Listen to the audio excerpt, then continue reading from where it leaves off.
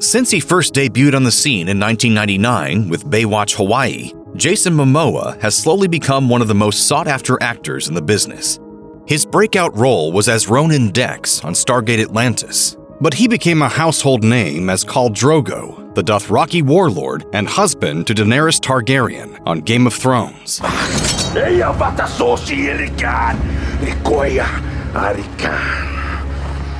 Audiences couldn't get enough of Momoa, and he solidified his place as a Hollywood superstar when he was chosen to pick up the Sacred Trident as Aquaman in the DC Comics cinematic universe. His first appearance as Aquaman came in 2017's Justice League, just 1 year after he appeared in the criminally underseen horror film The Bad Batch. The Bad Batch was largely ignored by mainstream audiences on its release, despite a pretty stacked cast, including Jim Carrey. The second feature film from director Anna Lily Amirpour, The Bad Batch is a genre-bending movie about a woman named Arlen, exiled to a Texas wasteland that's completely fenced off from the rest of civilization. As she learns to adjust in the war-torn land, Arlen is captured by a savage group of cannibals, led by the mysterious and ultra-hunky Miami Man. From the moment they meet, the film quickly turns into a story about survival and finding humanity in even the most hopeless environments. That's what you are. Evil. You don't see things how they are. You only see things how you are.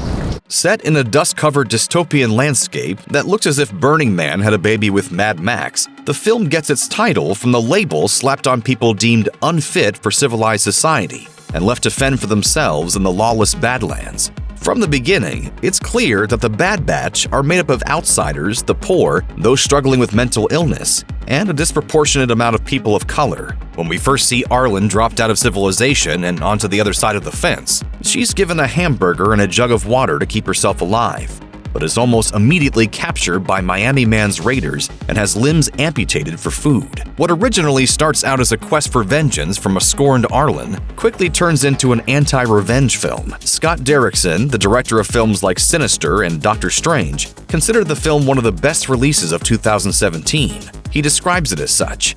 It's a sheep in wolf's clothing, something apparently dangerous and crude, but underneath, heartfelt and meaningful. But The Bad Batch earned mixed reviews from critics, turning fans of the film into a cult of defensive supporters. In the period between John Wick and John Wick Chapter 2, Keanu Reeves popped up in The Bad Batch playing a cult leader known as The Dream. Also forced to live in this post-apocalyptic wasteland, The Dream has established a community known as Comfort, where those considered among the Bad Batch are able to live without worrying about being cannibalized. All of us here, we weren't good enough. Smart enough, young enough, healthy enough. While Comfort looks idyllic in comparison to the cannibal-infested lands outside it, the area is not without its own problems. The economy is run on drugs made by concubines of the Dream. Women treat their bodies like currency in exchange for staying in comfort. Miami Man is the perfect antithesis to the Dream. The Dream lulls people in with a sense of charm and safety, while Miami Man leads with brutality right on Front Street.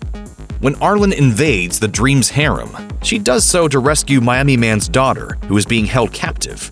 While it's easy to believe Miami Man doesn't have a moral code, considering he eats people, he's at least not trying to pretend to be anything other than who he is. Given his height, muscles, handsome features, and undeniable swagger, Jason Momoa looks like he was made in a laboratory to play characters like Khal Drogo or Aquaman.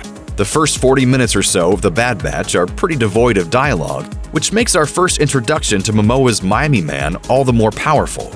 A Cuban exile and former tattoo artist, Miami Man glistens in the sunlight with his own name prominently inked in black letters across his chest. Miami Man oversees a territory known as the Bridge, a post-apocalyptic muscle beach filled with shredded cannibals bench-pressing tires and keeping themselves in peak physical condition to chase down new members of the titular Bad Batch for food. Miami Man is not just a beefcake leader of buff cannibals. He's also a husband and a father. Seeing him in action with his family and the palpable love he has for them adds layers to his performance and helps remind the audience that even when he's chopping up a captive and cooking them for dinner, it's all a part of the need for survival.